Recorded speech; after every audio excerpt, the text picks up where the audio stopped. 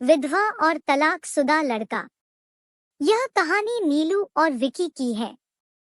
नीलू अपनी शादी के 1.5 महीने बाद ही विधवा हो जाती है और उसके जीवन में अचानक ही पतझड़ आ गया था।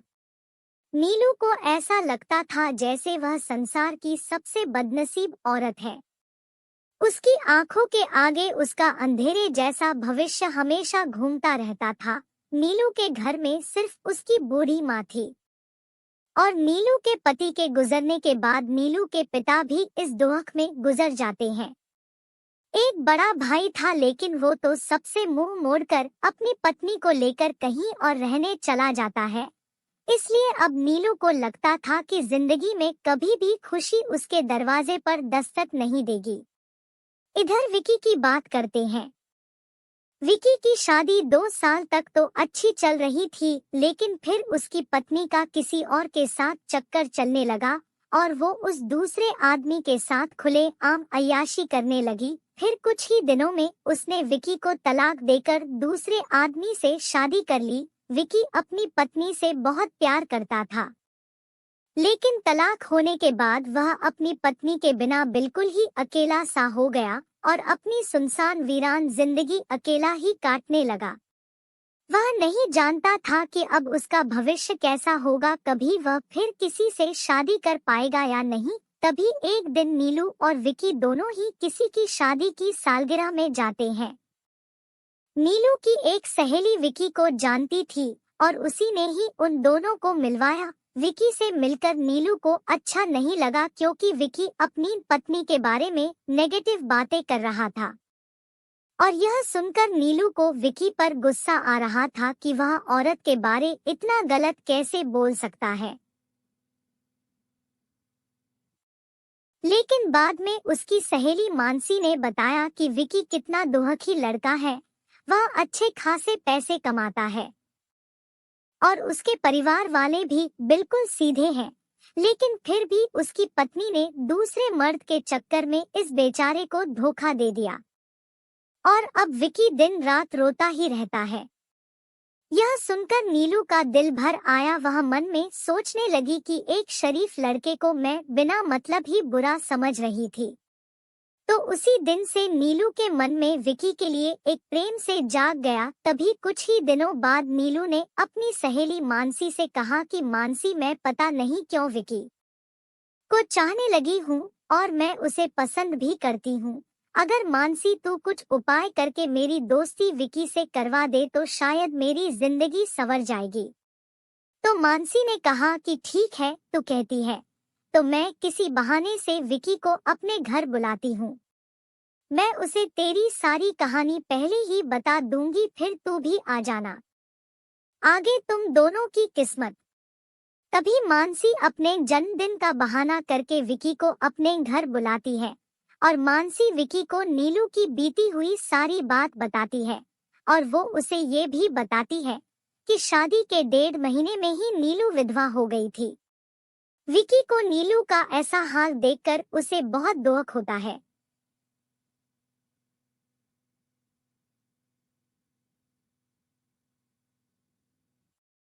तभी विकी नीलू से मिलता है और उसे समझता है। वाकई में नीलू एक बहुत दुखी लड़की थी। अब विकी ये तय कर लेता है कि वो नीलू का सहारा बनेगा।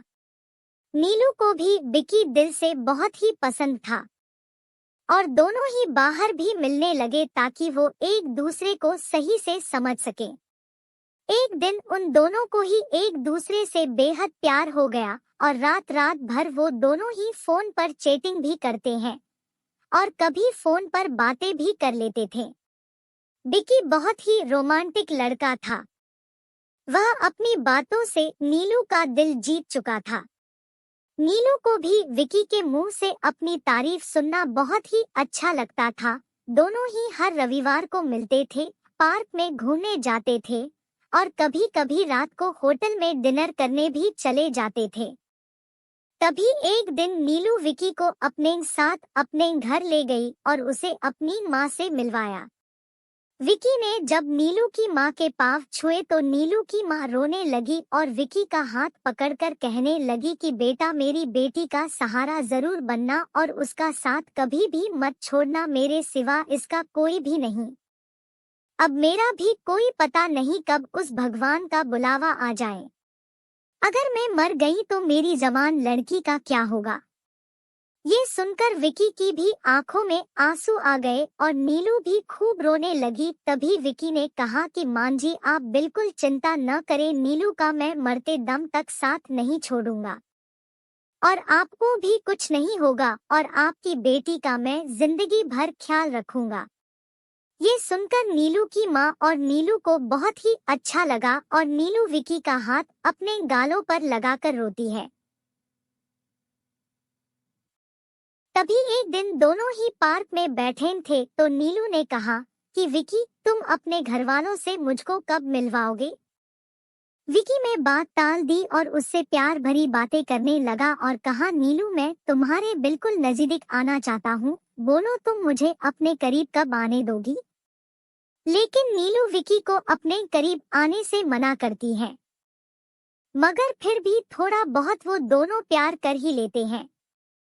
तभी नीलू की सहेली मानसी ने नीलू के कान भरना शुरू कर दिए। उसने कहा कि नीलू लड़कों पर इतना जल्दी भरोसा नहीं करते, तू तो सीधी साधी है। विकी को अपनी माँ से भी मिला दी, लेकिन विकी ने तुझे किसी से मिलवाया, कहीं ऐसा न हो कि वो तुझे इस्तेमाल करके न छोड़ दे। यह सुनकर नीलू के कान खड़े हो गए और वह सोचने लगी कि कहीं विकी मुझे धोखा तो नहीं दे रहा। उधर विकी ये सोच रहा था कि मैं नीलू को अपने घर कैसे लेकर आऊं। मेरा घर बिल्कुल छोटा सा है और मैं उसे अभी नहीं बताऊंगा कि उसके लिए मैंने एक घर बुक कर लिया है और 50,000 जमा भी करवा दिए हैं और बाकी की मैं बैंक से किश्त बनवा लूंगा। एक महीने बाद विकी का जन्मदिन था। विकी ने सोचा मेरे जन्मदिन पर ही नीलू को सरप्राइज दूंगा और तभी नीलू और उसकी माँ को भी घर बुला लूंगा।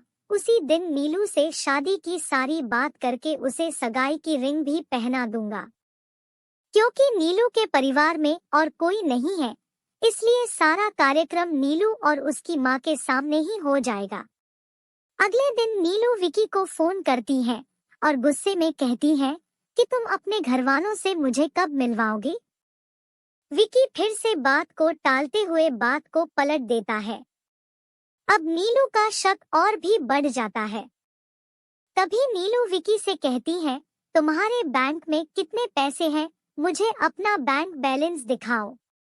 लेकिन विकी ने बैंक बैलेंस दिखाने की बात भी टाल दी, क्योंकि सभी पैसे उसने मकान के ब्याने में दे दिए थे और उसके अकाउंट में यही कोई 8 से 10,000 ही पड़े थे। नीलू का शक अब बढ़ता ही जा रहा था और वो ये सोच लेती है कि विकी वाकई में मेरा इस्तेमाल कर रहा है और वो मुझसे शादी भी नहीं करेगा। इसलिए नीलू विकी का फोन तक उठाना बंद कर देती है। इधर विकी एंगेजमेंट की सारी तैयारी कर चुका था। बातों ही बातों में उसने नीलू की अंगूठी का भी नाप ले लिया था और नीलू को इसका पता भी नहीं चला था। विकी ने नीलू की तरफ से खुद की भी अंगूठी बनवा ली थी ताकि नीलू की माँ का कोई भी खर्चा न हो सके। विकी ने किसी से थोड़ा कर्जा लेकर नीलू के लिए साड़ी और उसका सारा सामान खरीद लिया था और उसकी माँ के लिए भी एक सुंदर साड़ी खरीद ली। अब विकी ने सबको यह कह दिया कि मेरे जन्मदिन वाली रात को मेरी सगाई नीलू से है और उसके घर में भी उसने सबको बता दिया था। सारी तैयारी हो चुकी थी। तभी एक दिन विकी ने नीलू को 3 बार कॉल किया, मगर नीलू ने उसका फोन गुस्से में उठाया और कहा कि क्या बात है, जल्दी कहो। तो विकी ने कहा कल शाम को 5 बजे तुम और तुम्हारी माँ को मैं लेने आ रहा हूँ। तो नीलू ने कहा कि मुझे कहीं भी नहीं जाना। तो विकी ने कहा कि नीलू कल मेरा जन्मदिन है। विकी ने बताया, लेकिन फिर भी नीलू ने विकी को जन्मदिन की बधाई दी। तभी नीलू ने सोचा कि जन्मदिन में चली जाती हूँ, इससे विकी का पर्दाफाश भी हो जाएगा। अगली शाम नीलू और उसकी माँ तैयार हो जाती है और अनिल की गाड़ी में बैठकर उसके साथ चली जाती है। पूरे रास्ते नीलू ने विकी से कोई भी बात नहीं की, उसे तो विकी के रूप में एक धोखेबाज नजर आ रहा था। तभी जैसे ही नीलू विकी के घर की दहलीज पर कदम रखती है, वैसे ही विकी की माँ आरती की थाली लेकर आती है और नीलू को टिका लगाकर उसकी आरती उतारती है। ये देखकर नीलू हैरान रह जाती है। तभी वो भी विकी की माँ के पाँव छूती है। उसकी माँ उसे अंदर आने के लिए कहती है। सभी लोग खड़े थे, विकी के बड़े भाई भाभी, विकी के भतीजा भतीजी और विकी की माँ व भोले भाले उनके बाबूजी। सभी लोग नीलू और उसकी माँ का स्वागत करते हैं और बैठने के लिए कहते हैं। अब विकी का जन्मदिन भी हो जाता है। उसके बाद नीलू जाने के लिए कहती है तो विकी की माँ कहती है कि बहू तुम्हें जाने के लिए नहीं बुलाया है, हमेशा के लिए यही रखने के लिए बुलाया है। नीलू समझ नहीं पाती। तभी विकी की बड़ी भाभी 2 फूलों की माला और एक प्लेट में 2 अंगूठी लेकर आती है। ये देखकर नीलू विकी की तरफ बड़े ही आश्चर्य के साथ देखती है।